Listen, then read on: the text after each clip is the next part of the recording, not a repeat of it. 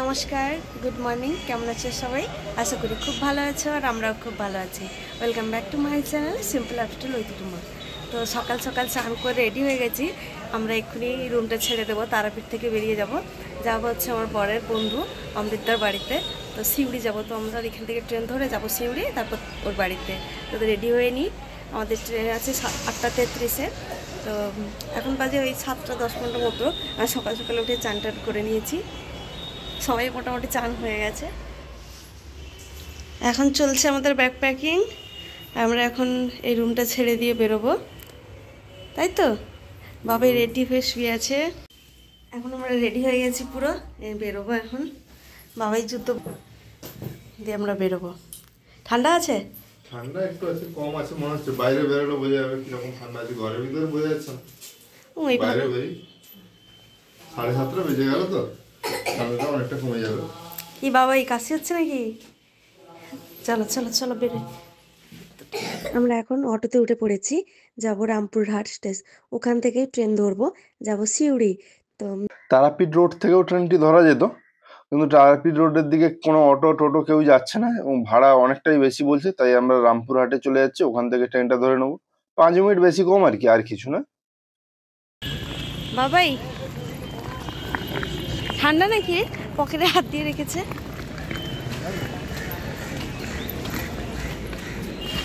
আমরা এখন স্টেশনে চলে এসেছি। ট্রেন আমাদের আছে 8:30-এর সময়, 8:25-এ। তো ট্রেন ধরবো, এখন বাজে ওই 7:30, বেশি হয়ে গেছে।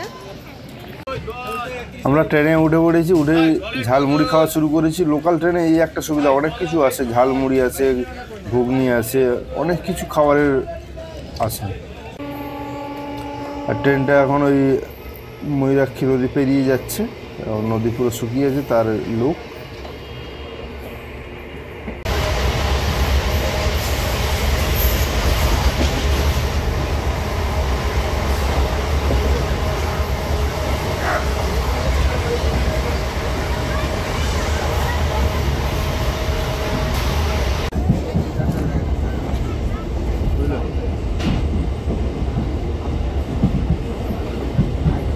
अभी सिवड़ी आ चुके हो, अभी जा रहा हूँ अमृत का घर, ठीक है ना। আমরা এখন সিউড়ি চলে এসেছি, এরপর যাবো অমৃতদাদের বাড়ি।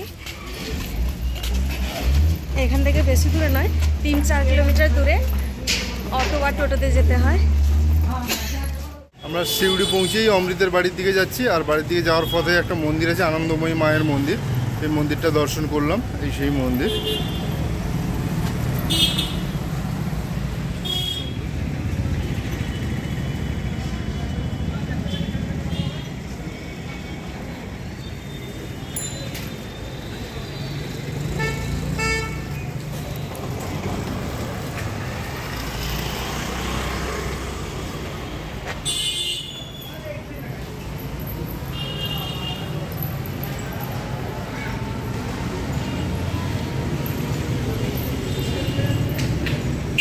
অমৃতদার বাড়ি পৌঁছে গেছি।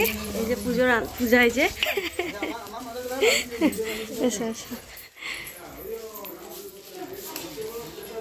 এখন জল মিষ্টি দিয়েছে, আমরা জল মিষ্টি খাচ্ছি এখন। বাবা এই জল দেখাচ্ছে, তুমি এটা নাও।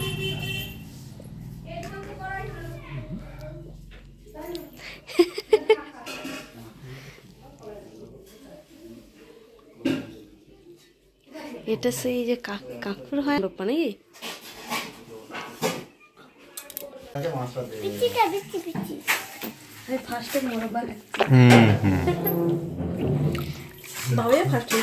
তুমি আগে খাও না।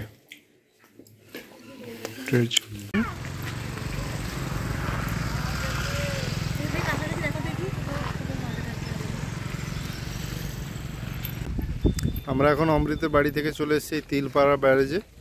এই ব্যারেজে এখন জল নেই, ঘুরে দেখাচ্ছি। ব্যারেজে এখন জল নেই, শুকিয়ে আছে। ম্যাসেঞ্জার ড্যাম থেকে জল ছাড়লে এই ব্যারেজটাতে এসে জলটা আটকায়, এই তিলপাড়া ব্যারেজ। অমৃতের বাড়ি থেকে এটা মিনিট 10 দূরে, কাছাকাছি। ঘুরে নিলাম একটুখানি। আর এইখানে এক জায়গায় একটা খেজুর গাছ আছে, তার তলায় কিছু ঠাকুর আছে। বাবা এসে খেলা শুরু করে দিয়েছে, এই ঠাকুর নিয়ে সব সাজানো শুরু করে দিয়েছে।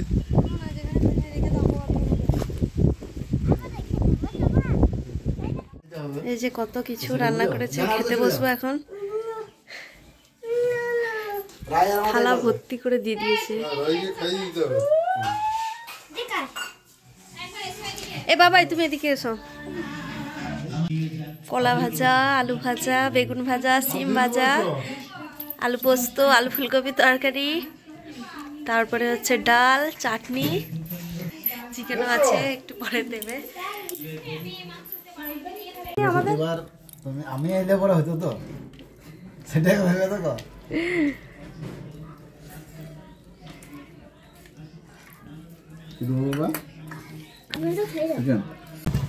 আমরা দুপুরে খাওয়া দাওয়া করে বেরিয়ে পড়েছি বক্রেশ্বর যাওয়ার জন্য।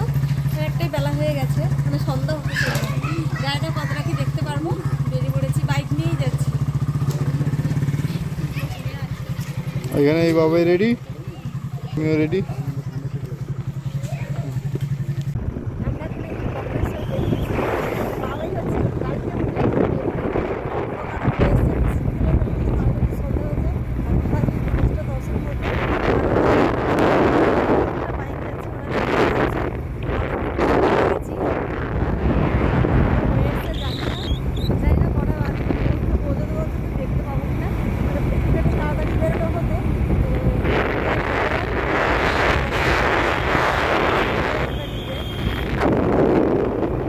ফাইনালি এসে পৌঁছে গেছি বক্রেশ্বরে। ওখানে বাইক দেখেছি, এখানে টিকিট কাটতে হচ্ছে।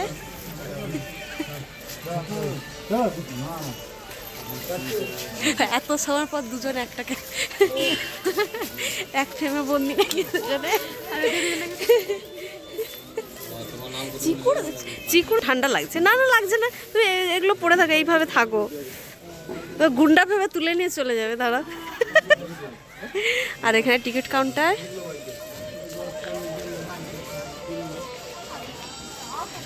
পাঁচ বছরের ঊর্ধ্বে পুরো টিকিট লাগিতে হবে, 10 টাকা করে প্রবেশ মূল্য। 2 চাকা, 3 চাকা, 4 চাকারও ভাগ রয়েছে, 6 চাকা।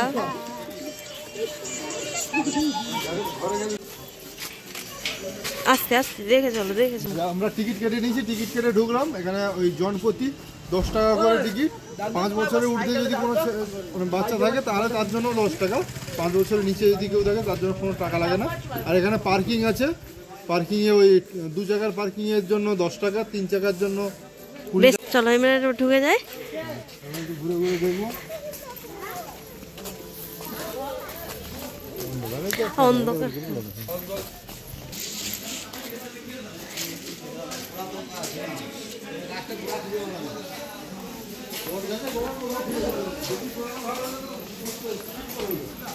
কৃষ্ণপ্রশ্রবণ,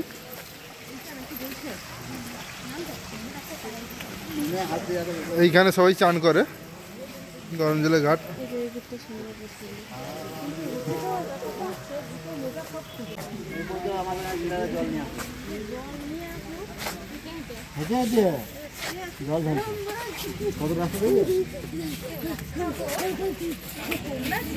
বক্রেশ্বর ধাম হলো 51 পীঠের অন্যতম সতীপীঠ ও মহাপীঠ সিদ্ধপীঠ। বক্রেশ্বর ধামে 7টি উষ্ণ প্রস্রবণ ও একটি শীতল প্রস্রবণের ঘাট আছে।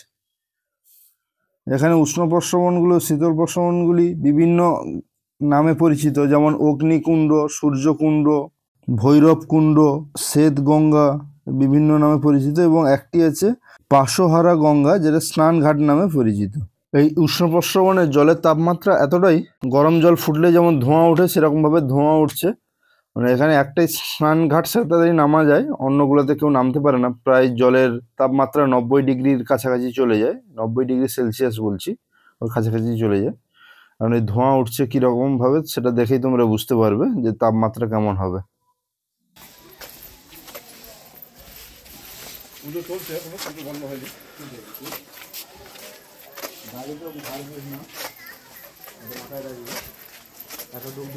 সারাদিন রাস্তায় বেড়াবি, না আমরা পুজো দেওয়া হ্যাঁ নাম করতে শুনছে একটু ছেলে মেয়েদের নেবে সন্ধ্যাবেলা একটু ভালো দিনে এলে মন্দির এটা একটা মহাপীঠ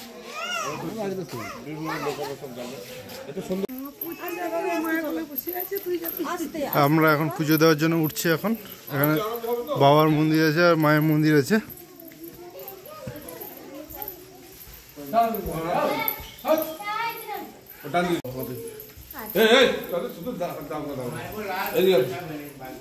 ওরা আসছে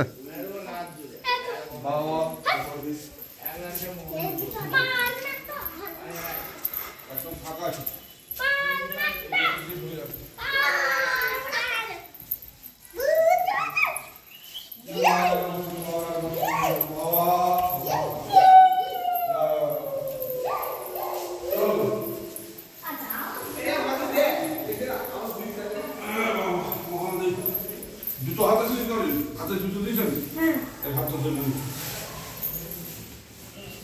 জলটা বাইরে ফেলে দেবেন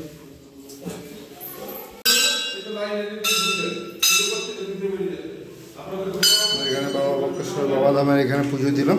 পুজো দিয়ে বেরিয়ে যায়, এখন পুরো ফাঁকা আছে। এখন বেরিয়ে যাচ্ছি আমরা। একটা বিরাট লাইন করা আছে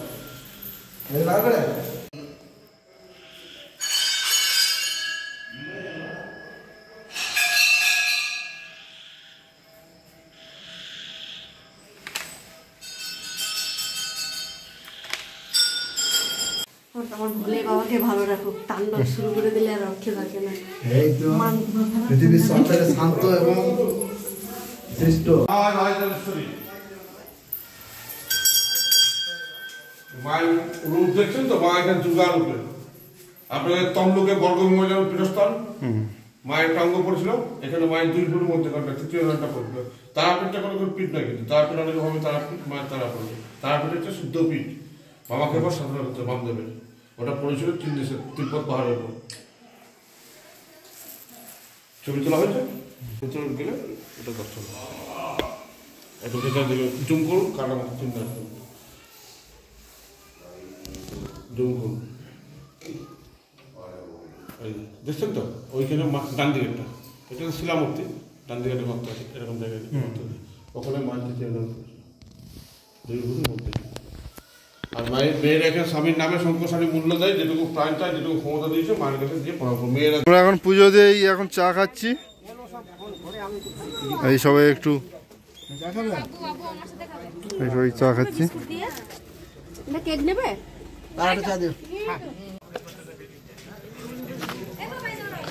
আমাদের বক্রেশ্বর ঘোরা হয়ে গেল, এখন আমরা বেরিয়ে যাব এখান থেকে। যদি এখানে কিছু দোকান আছে সেখানে যদি ঘুরে তো ঘোরা হবে, নাহলে আমরা এখান থেকে বেরিয়ে যাব। এখন সন্ধ্যা হয়ে গেছে, এখান থেকে বেরিয়ে আজকে এখন অমৃতদের বাড়িতে যাব। আমরা এখন বেরিয়ে যাচ্ছি, ঠিক আছে। আর আমরা এখানে যে উঠবো আমি, চলো ভিতর মতো দেখতে লাগছে, চলো। না ও আচ্ছা, একটু আগে ফিরলাম, এসে ড্রেসটা চেঞ্জ করে নিয়েছি। ঘোরাঘুরি মোটামুটি ভালো হয়েছে। তো অমৃতের বাড়িতে এখন এই নবান্ন ভোজন হবে। এইটা লাগবে না, এটা তুলে নাও। ফার্স্টে নবান্ন খাচ্ছি, আর কোনোদিন খাইনি নবান্ন।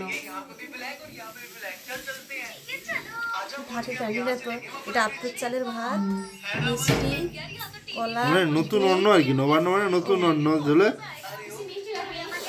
সেটাই একটা অনুষ্ঠান, তাই তো। তোমাদের এই ভিডিওটা কেমন লাগলো জানিও, ভালো লাগলে লাইক করো, কমেন্ট করো, প্লিজ চ্যানেলটা সাবস্ক্রাইব করে পাশে থেকে। সবাই খুব ভালো থেকো।